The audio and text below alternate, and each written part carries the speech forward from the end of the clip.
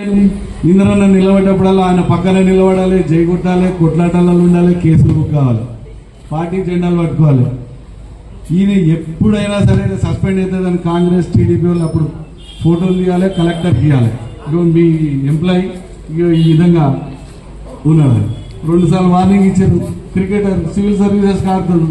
Collector అంటే junior IAS officer, అక్కడ principal secretaries ఉంటుండే. అరే చూడదే సస్పెండ్ అది చేయకుండా నేను సస్పెండ్ చేస్తే ఫుల్ టైం అవుతా నాకుండే. సో ఆ రకమైనటువంటి జరిగింది. అల్టిమేట్లీ చాలా ఇష్యూస్ జరిగినటువంటి తర్వాత నీ ఉద్యోగం ఎన్నడైనా పోతుంది అని అన్నప్పుడు నాకు కూడా అనిపించింది. 25 to 30 years నాది క్రికెట్ కెరీర్ అయినాక ఎన్నడో రోజు క్రికెట్ నుండి రిటైర్ అయితే మళ్ళీ టేబుల్ వర్క్ చేయాల్సిందే, ఫైల్ వర్క్ చేయాల్సిందే. కానీ నా జీవితం ఈ విధంగా గవర్నమెంట్ కి గిరివి పెట్టే పని నేను చెయ్య. మా father teacher, NGO employee, middle class, ఏం చేయాలన్నా చేయలేము. ఇక్కడ నేను బ్లాక్ అయిపోతాం అనేటువంటిది ఒక ఆలోచనతో నేను రిజైన్ చేసేసి, నేను అప్పుడు రిజైన్ చేసిన నెక్స్ట్ డే ఇంద్రాన్ని తీసుకొని కాన్స్టిట్యుయెన్సీ కన్వీనర్ చేసినాక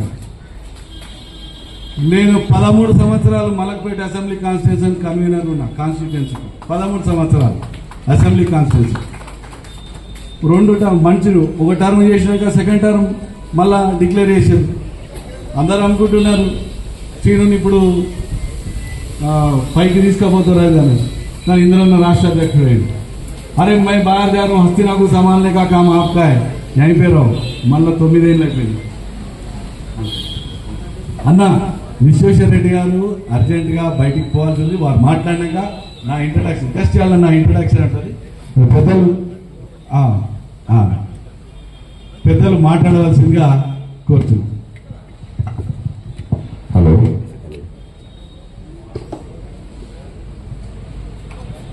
భారత్ మాతాకి మొట్టమొదలు వానిపల్లి శ్రీనివాస్ రెడ్డి గారికి కంగ్రాచులేషన్స్, అభినందనాలు.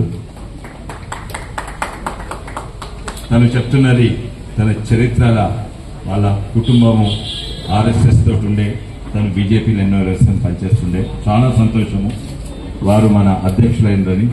మనం తప్పనిసరిగా ఈ రోజు మన టార్గెట్ ఏంది, ఫస్ట్ టార్గెట్ జిహెచ్ఎంసీ, తర్వాత ఎమ్మెల్యే కలిసి పనిచేద్దామని మనం అందరం కూడా ఈ రోజు వారికి మద్దతిస్తూ మన పార్టీని గట్టిగా చేయాలి. అశోక్ బందా గారు, మరి శ్రీమతి వినయ గారు, కసిరెడ్డి భాస్కర్ రెడ్డి గారు, గంగాధర్ రెడ్డి గారు, మరి రవీంద్రరావు గారు, నరేష్ గారు,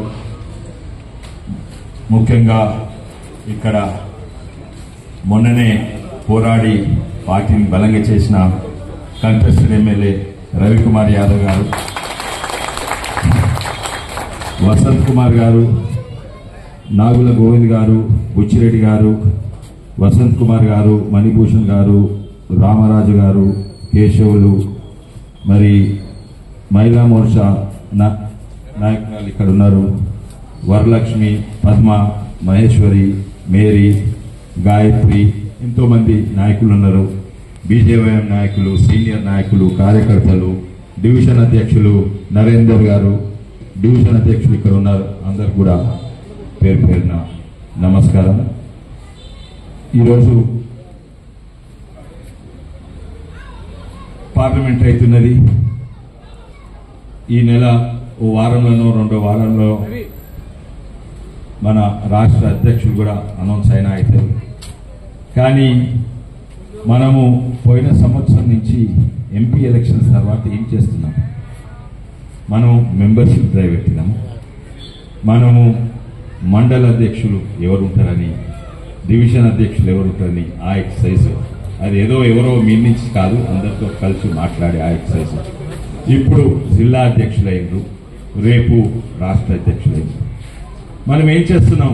మన పార్టీని ఒక ఆర్గనైజేషన్ బేస్డ్ పార్టీగా పార్టీని బలంగా చేసుకుంటూ వస్తున్నాం. అవతల ఏం చేస్తున్నారు? ఒకరిని తిట్టుకుంటున్నారు, కొట్లాడుకుంటున్నారు. మనము నిజంగానే మీడియాలో లేము. వాళ్ళు రోజు మీడియాలో వీడు వాణ్ణి తిట్టా, వాడు వీణ్ణి తిట్టా, నువ్వేం పీక్కుంటావు, ఆ భాష కూడా ఎట్లున్నది, నువ్వేం పీక్కుంటావు, ఏం పీక్కో, నువ్వేం చేస్తావు, నువ్వేం చేసుకో, మీడియాలో వస్తుంది.